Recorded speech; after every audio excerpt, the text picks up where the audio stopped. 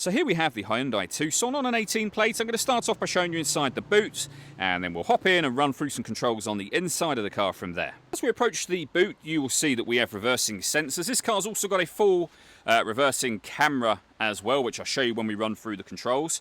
Plenty of boot space as well, along with that 60/40 split folding rear seat, should you wish to increase this space even further. Okay, now that we're inside the car, we're going to start with the dials. Over on the left-hand side, we have the rev counter, coolant and temperature gauge. On the right-hand side, the speedometer and fuel gauge.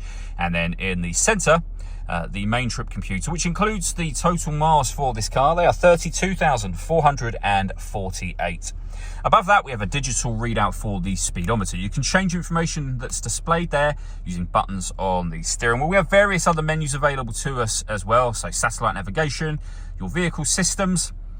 We've got our audio menu, vehicle settings, user settings, and back around to the beginning again. And the buttons that I was using to do that are just here. We have cruise control and speed limiter over on that side as well. On the left-hand side, we have stereo and phone controls. The phone controls can only be used once you pair the phone up to the car, which is done over on the touchscreen in the center just here.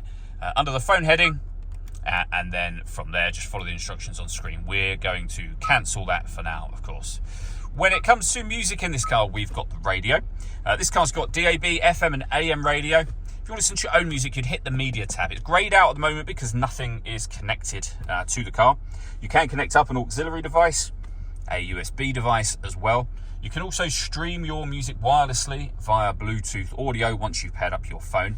And as you can see, depending on the phone you have, we've got Apple CarPlay and Android Auto available as well. We've also got satellite navigation. We've done a video that shows the sat-nav working. You can find that on our website and on our YouTube channel. And if I pop the vehicle into reverse, you'll see the colour reversing camera that I mentioned a moment ago. You have a few physical buttons here that will take you straight into certain menus, or obviously use the touchscreen as I just showed you a moment ago, with the main volume for the stereo over on that left-hand side. Beneath that, we have the dual zone climate control. You can adjust the passenger and driver temperature. You can determine where you'd like the air to be distributed once it enters the car. The air conditioning is off at the moment. That button turns it on. Same button to turn it off again. Or you can hit auto. The car will now maintain those temperatures for you by taking control of the fan speed and the direction of the air. Any manual adjustment will take auto off straight away and allow you to put it back on your own settings. We also have a heated driver and passenger seat, both of which have 3 heat settings each. We have 2 12-volt charging sockets, your auxiliary and USB inputs that I mentioned just a moment ago, the 6-speed manual gearbox, and then these buttons here. So you can turn your parking sensors on and off from here.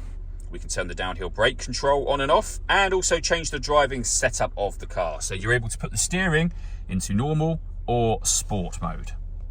All that leaves me to say is thank you for taking the time to watch this video. If you'd like to come and see this ULEZ compliant car for yourself and have a test drive, please feel free to call either of our MJA sites. We'd love to hear from you soon.